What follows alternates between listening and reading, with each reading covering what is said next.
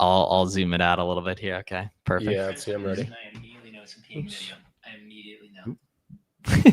Is that Garrett?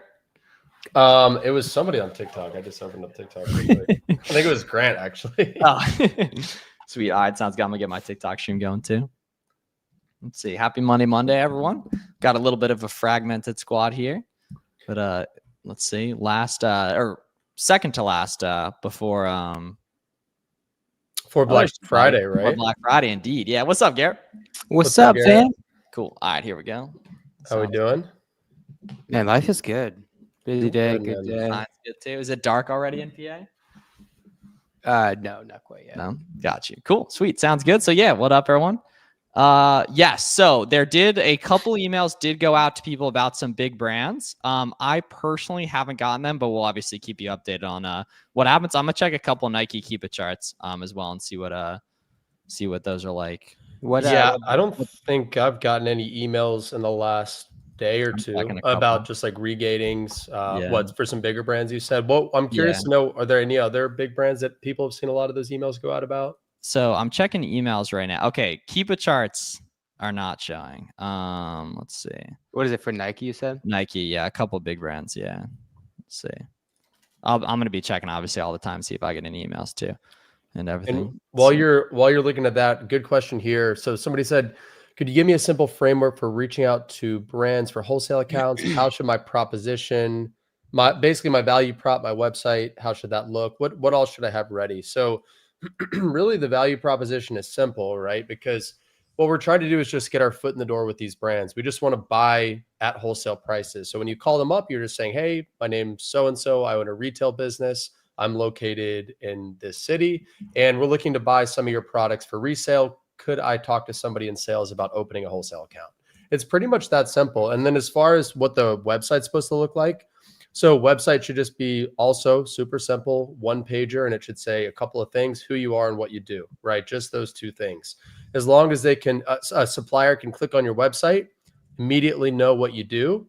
And as long as everything looks professional, then your chances are going to go way higher in landing those accounts and in being able to work with those brands. I think the big thing that kind of, whether it's scare people away, I don't know if that's the right phrasing, or just like overcomplicate it, is like people forget that they hold the keys. They have the leverage, right? Yep. You are the one with the money. Salespeople want your money, right? And so anytime you talk to someone, think about that paradigm, right? It's you that has the money. It's you that is essentially holding the keys, and it has what the other person wants.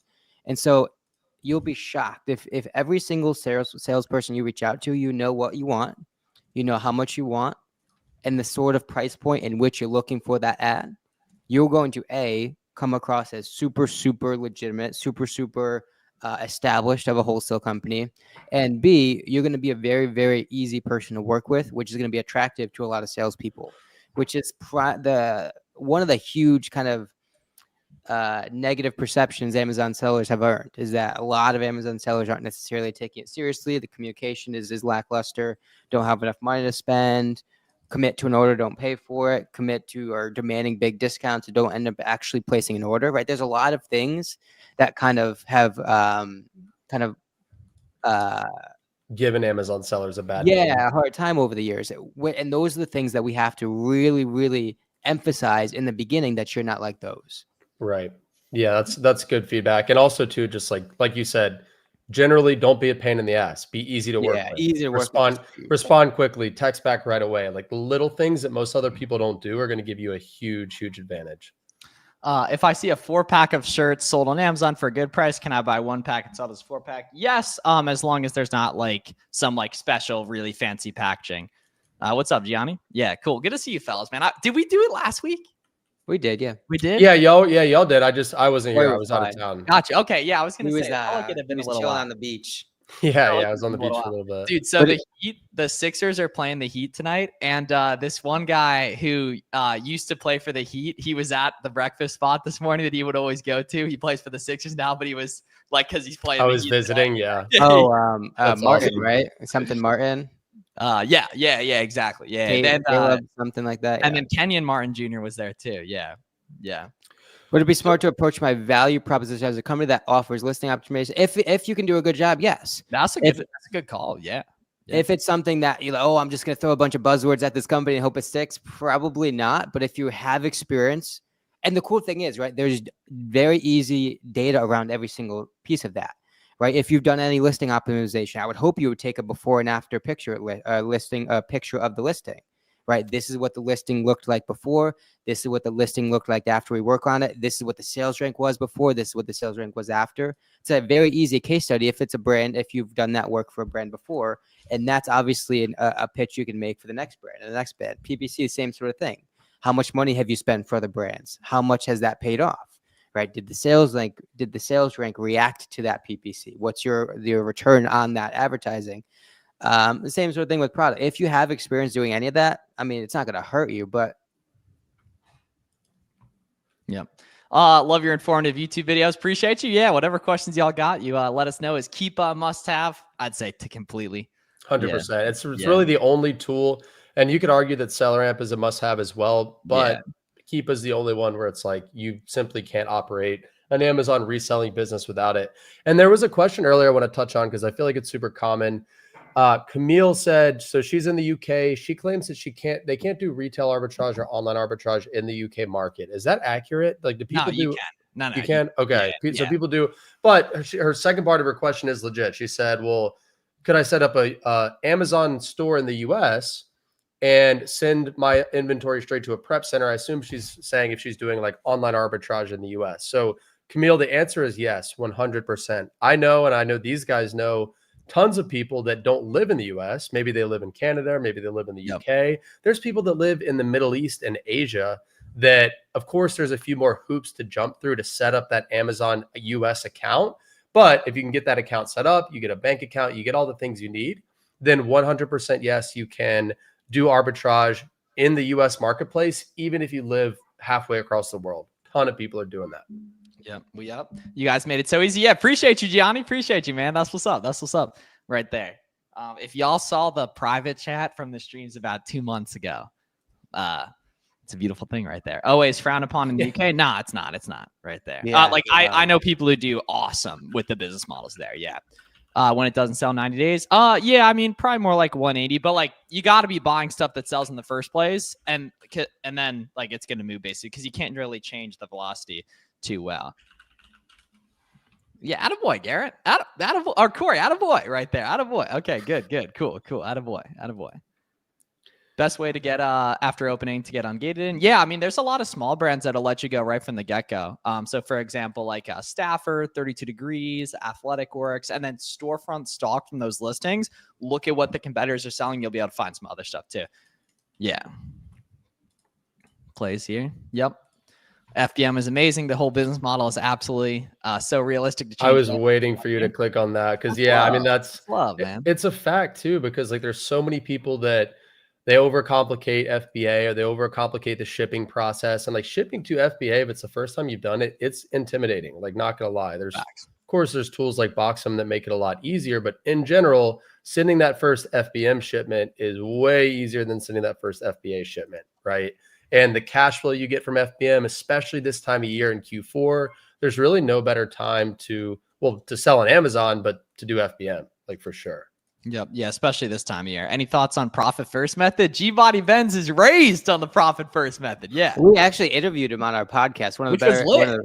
Yeah. Super cool. Yeah. Mike, right? Mike McCallum. Yeah. Mike McCallum. Yep. That's awesome. He was such an awesome dude. Yep. 5 Box Bandits. Yep. And just to add my 2 cents on, and link that episode, guys, if you have it handy, because that was a really good one. And so what you like people listening might be thinking like, well, what's profit first? So guys, it's a book by a guy named Mike McCallowitz. Go read the book. It's an easy read. I have 3 different businesses and all 3 of them run on profit first. It's basically just like the financial foundation for your business. It makes sure that you get paid, like you get your profit before you pay your expenses. Obviously, you have money left over to pay your expenses, but you're taking a little bit of money off the table for yourself automatically each month. It's a great system. It helps us make a lot more money.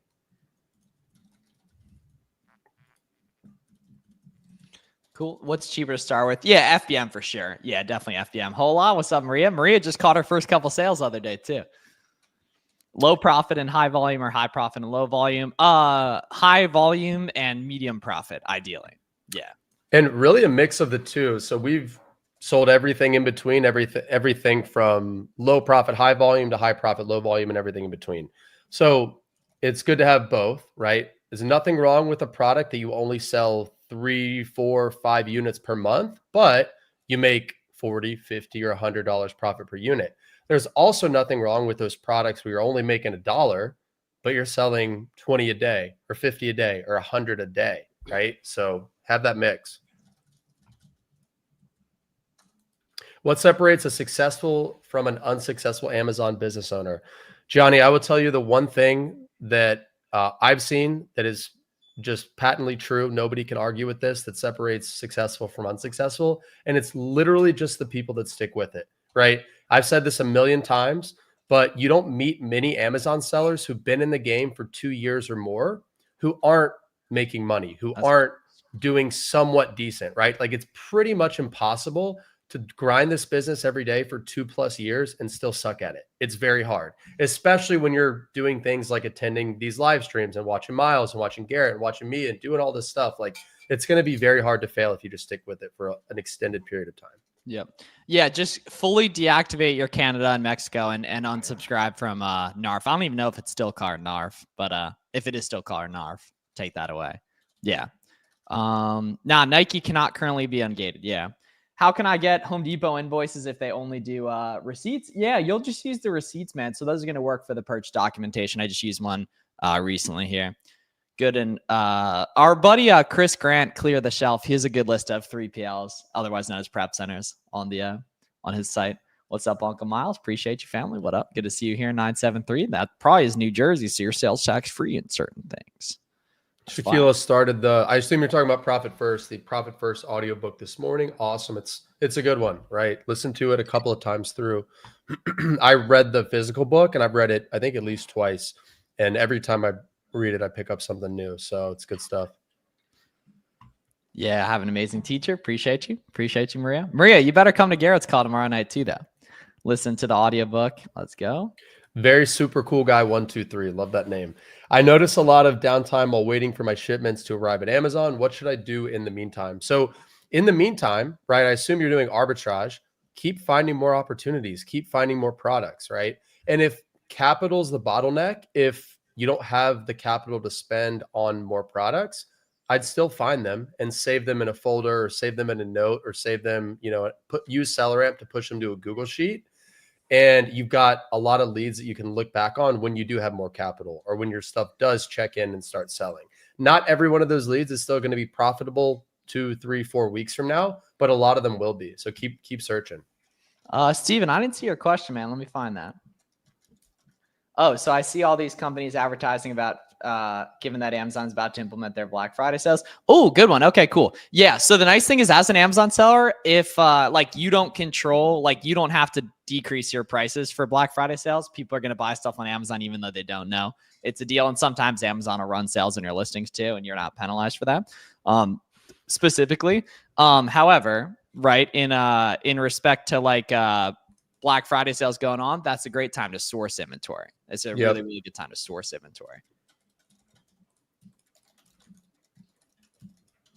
See, and why do people don't stick with it? Nah, bro, there's so many reasons to quit and there's so many reasons to just stay in your comfortable job. You know what I mean? Which I get, you know what I'm saying? Completely get it. I'd say, well, a lot of times people don't stick with it because it's Amazon is a business where there's a lot of little headaches that pop up all the time. And it could be anything from there's an issue with Seller Central that's not letting me submit this shipment all the way to, oh, I got regated on this ASIN and now I've got to create a removal order and get rid of it some other way, right? So there's just a lot of little headaches that can add up. And a lot of times what makes somebody quit is not that big of a deal. It's just kind of a lot of headaches that have added up over the last few weeks. And they're just screw it. I don't want to keep going, even though the one thing that made them quit might have taken them 20 minutes to resolve, right? So it's just not letting the constant BS and the constant issues kind of add up and get you down. Trust me, if that were the case, everybody would have quit eventually because there's a lot of stuff to deal with, which also includes a lot of the upsides, right? It wouldn't be as good of a platform. Yeah, exactly. Yeah. Yep. Can you guys talk about horizontal and vertical scaling and how to balance it? Yeah, so I'd say horizontal scaling is like finding more of like the stuff that you're already doing. It's like adjacent brands or the same brands, the same suppliers, etc. And then vertical would be like buying more of the same stuff, basically. For example, is the way I kind of think about it. And horizontal is finding like adjacent opportunities. Vertical is going deeper in the place you already are. So actually, now that I think about it, I was like, what does the vertical part of horizontal mean? Makes sense. Horizontal is going wider, vertical going deeper. Right there, yeah. Yeah, and then a wholesale business, right? So in OA or in arbitrage, going deeper might mean going deeper with that retailer that you're buying from, or going deeper into that one product, or going deeper into that one brand.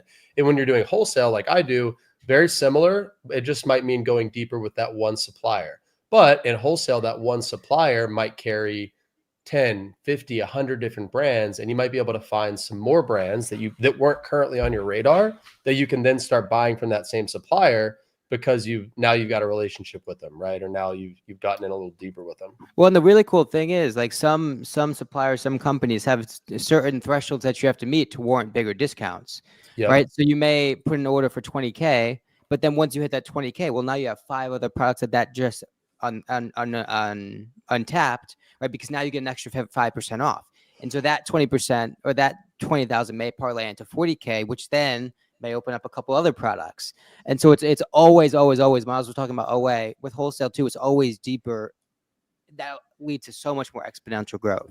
You got to get like one extra light in there, Garrett. One extra light, like one big body Benz coming. Well, I have my just shut them off. Yeah. Oh, turn it on. Let's see what it looks like. Cause I feel like you haven't been here in like the dark or with like them fully on. Turn it. I'll put on mine too. I'll match the energy.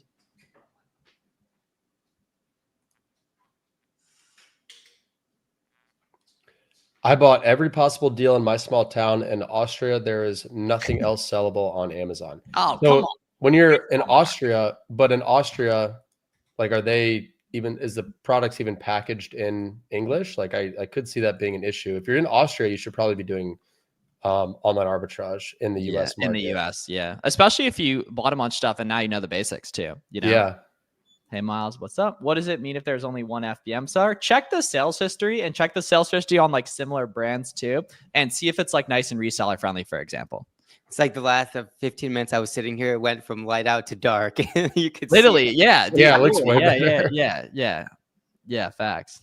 Let's see. So which lab do you like the best, Garrett? The one from 2 years ago, the one from last year, this current one? This one. It's way bigger. Okay. Oh, nice. Okay. Well, the other ones were good too. Mm-hmm. The other ones totally were good. Oh yeah, okay. The first one, yeah, those were good cribs though. The first one especially, I really liked. The original one, I really liked. Yeah. Yeah. You haven't? Have you been to this one? I don't think so. Not yet. No, I'm sure that one's gonna be the best one. I bet. Yeah. Yeah. And that's in the new. Garrett, is that in the spot that you guys bought? Mm-hmm. Nice. Yeah, that's sweet. Yep. See, how you liking your new place, by the way? You're what, a month in? 2 months in?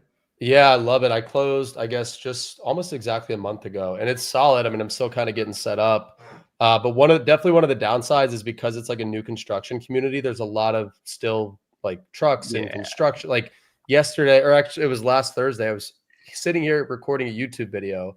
In the middle of the recording, there's like an HVAC like big machine going on like right outside my window. I'm like, oh, so I had to like stop and restart, but. I mean, that's first because you custom built everything, or like custom like picked it out. Yeah, it's just it was kind of like options you could choose from. So all of them are done, which is nice, but they're kind of finishing up some landscaping and like laying some wires and stuff like that around the neighborhood. But it's a good question. Is there anything you guys disagree? You're gonna disagree with with things in every single business model? I mean, FBA specifically, you can talk about Amazon customer support. You can talk about the somewhat ruthless account health management. I mean, there's a ton of stuff, but doesn't mean it's not worth it, right? We deal with all those things because we have access to the most customers in the world, because we have access to all the customers that use Amazon Prime. It makes it well worth it. And Garrett, I think he's asking, like, is there anything probably me, you, and Miles disagree on about FBA? I assume that's what he was asking. Yeah. Miles and I disagree heavily on the whole prep centers right away. Which either way, it's for like we're speaking to different people with that too, as well. Like I live for the 19-year-old in his mom's garage pumping FBM. Right. You know, and I respect live that. for that. Yeah.